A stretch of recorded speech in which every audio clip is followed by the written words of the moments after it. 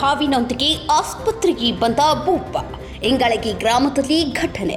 ವ್ಯಕ್ತಿಯೊಬ್ಬ ತನಗೆ ಕಚ್ಚಿದ ಹಾವಿನ ತಲೆ ಜಜ್ಜೆ ಹಾವಿನೊಂದಿಗೆ ಆಸ್ಪತ್ರೆಗೆ ಬಂದ ಘಟನೆ ಹುಬ್ಬಳ್ಳಿ ತಾಲೂಕಿನ ಇಂಗಳಗಿ ಗ್ರಾಮದಲ್ಲಿ ನಡೆದಿದೆ.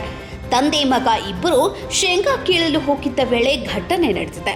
ಫಕೀರಪ್ಪ ಅನ್ನಿಗೇರಿ ಎಂಬ ಯುವಕನಿಗೆ ಹಾವು ಕಚ್ಚಿದ್ದು, ಕೂಡಲೇ ಹಾವಿನ ತಲೆ ಜಜ್ಜಿ ಕೊಂದಿದ್ದ ಫಕೀರಪ್ಪ ನಂತರ ತಂದೆ ಈರಪ್ಪನ ಜೊತೆ ಆಸ್ಪತ್ರೆಗೆ ಬಂದಿದ್ದಾನೆ.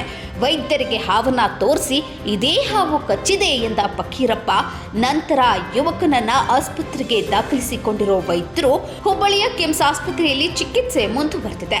ಹಾವನ್ನ ಜಜ್ಜಿ ಪ್ಲಾಸ್ಟಿಕ್ ಕವರ್ನಲ್ಲಿ ಕಿಮ್ಸ್ಗೆ ಹಾವು ತಂದಿದ್ದ ತಂದೆ ಮಕ್ಕಳನ್ನ ಜನರು ಅಚ್ಚರಿಯಿಂದ ನೋಡ್ತಿದ್ದಾರೆ.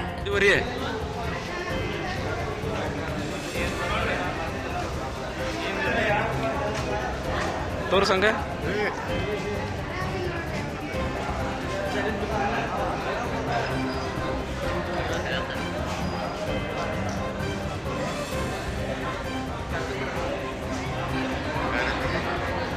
ಎಷ್ಟೊತ್ತಿಗೆ ಕಡ್ದಿತ್ತದ? 5:30. ಏನಿದು ಮಾಡಕ್ ಹೋಗಿದ್ರ? ಶೇಂಗಾ ಕೇಳಕ್ ಹೋಗಿದ್ರನ? ಯಾರ? ಹಾ, ಯಾವ ಊರು ನಿಮ್ದು? ಇಂಗಳಳ್ಳಿ. ಹೆಸರು ಏನೋ ಒಂದು? ಹಾ, ಏನ? ಅನ್ನಿಗೇರಿ.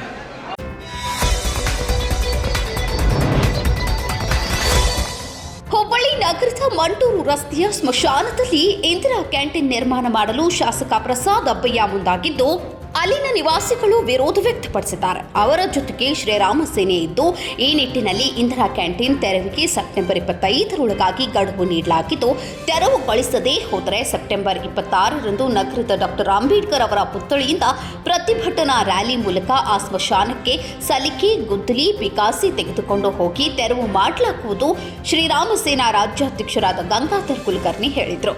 ನಗರದಲ್ಲಿಂದು ಪತ್ರಿಕಾಗೋಷ್ಠಿಯಲ್ಲಿ ಮಾತನಾಡಿದ ಅವರು, ಸ್ಮಶಾನದಲ್ಲಿ ಯಾವುದೇ ಚಟುವಟಿಕೆಗಳನ್ನ ಮಾಡಬಾರದು ಎಂದು ಕೋರ್ಟ್ ಆದೇಶ ನೀಡಿದೆ. 8 ಎಕರೆ ನುಗ್ಗಲು ಹೊರಟಾಗ ತಡೆದಿದ್ದೇವೆ. ಹೀಗಾಗಿ ಯಾವುದೇ ಸ್ಥಿತಿಯಲ್ಲಿಯೂ ನಾವು ಇಂದಿರಾ ಕ್ಯಾಂಟೀನ್ ಮುಂದುವರಿಯಲು ಬಿಡುವುಲ್ಲ ಎಂದು ಸ್ಪಷ್ಟವಾಗಿ ಹೇಳಿದರು. ಇನ್ನು ಶಾಸಕ ಪ್ರಸಾದ್ ಅಬ್ಬಯ್ಯ ಅವರು ಪತ್ರಿಕಾಗೋಷ್ಠಿಯಲ್ಲಿ ಶ್ರೀರಾಮ ಸೇನಾ ರಾಷ್ಟ್ರೀಯ ಅಧ್ಯಕ್ಷ ಪ್ರಮೋದ್ ಮುತಾಲಿಕ್ ಅವರಿಗೆ ಏಕವಚನದಲ್ಲಿ ಮಾತನಾಡಿದ್ದು ಖಂಡನೀಯ. ಹಿಂದುತ್ವ ಹೋರಾಟಗಾರರು ಹಿರಿಯರಿಗೆ ಹೇಗೆ ನಡೆದುಕೊಳ್ಬೇಕು ಎಂದು ಶಾಸಕರಾಗಿ ಅಬ್ಬಯ್ಯ ಅವರಿಗೆ ಸಾಮಾನ್ಯ ಜ್ಞಾನವಿಲ್ವಾ? ಅಬ್ಬಯ್ಯ ಅವರು ಕ್ಷಮೆ ಯಾಚಿಸದೆ ಹೋದರೆ ಮುಂದಿನ ದಿನಗಳಲ್ಲಿ ನೀವು ಎಲ್ಲಿ ಹೋಗ್ತೀರೋ ಅಲ್ಲಿ ಪ್ರತಿರೋಧ ವ್ಯಕ್ತಪಡಿಸಬೇಕಾಗುತ್ತದೆ ಎಂದು ಎಚ್ಚರಿಕೆ ನೀಡಿದರು. 50 ವರ್ಷದಿಂದ ಅವರು ಇಡೀ ದೇಶವನ್ನು ಜೋಡಿಸುವ ಕೆಲಸವನ್ನ ಮಾಡ್ತಿದ್ದಾರೆ. ಇಂತಹ ಉದ್ದಟತನದ ಹೇಳಿಕೆ ಹೇಳುವ ನೀವು ದಲಿತರ ಮೇಲೆ ಕಾಳಜಿ ಇದ್ದರೆ ನಿಮ್ಮ ಸರ್ಕಾರದಲ್ಲಿ ವಾಲ್ಮೀಕಿ ಹಗರಣವಾಗಿದೆ. ನಿಮ್ಮದೇ ಕ್ಷೇತ್ರದಲ್ಲಿ ನೇಹಾ ಹಾಗೂ ಅಂಜಲಿ ಪ್ರಕರಣಕ್ಕೆ ಸಂಬಂಧಿಸಿದಂತೆ ನ್ಯಾಯ ಇನ್ನೂ ದೊರೆತಿಲ್ಲ. ಏಕೆ ಧ್ವನಿ ಎತ್ತಿಲ್ಲ? ಬಾಯಲ್ಲಿ ಏನು ಕಡು ಬಿಟ್ಕೊಂಡಿದ್ದೀರಾ? ಏನು ನಮಗೆ ಸವಾಲ್ ಹಾಕ್ತೀರಾ? ನಾವು ಸವಾಲ್ಗೆ ಸಿದ್ಧ ಇದ್ದೇವೆ, ಬನ್ನಿ ಎಂದು ಸವಾಲೆಸೆದರು. ಪತ್ರಿಕಾಗೋಷ್ಠಿಯಲ್ಲಿ ಮಹೇಶ್ ಲೋಕಡೆ, ಅನ್ನಪ್ಪ ದಿವಟಿಗಿ, ಮಂಜುನಾಥ್ ಕಾಟ್ಕರ್, ಗುಣಧರ್ ಉಪಸ್ಥಿತರಿದ್ದರು. ಹಾಗೆ ಈಗಾಗಲೇ ಸಾಕಷ್ಟು ಇಡೀ ಆ ಭಾಗದಲ್ಲಿ ಆ ನಿವಾಸಿಗಳಿಂದ ಪ್ರತಿರೋಧ ಪ್ರಾರಂಭ ಆಗ್ತಾ ಇರೋದ್ರಿಂದ ಶ್ರೀರಾಮ ಸೇನೆ ಆ ಒಂದು ಹೋರಾಟಕ್ಕೆ ಬೆಂಬಲವನ್ನು ಕೊಟ್ಟಿದ್ದೀವಿ.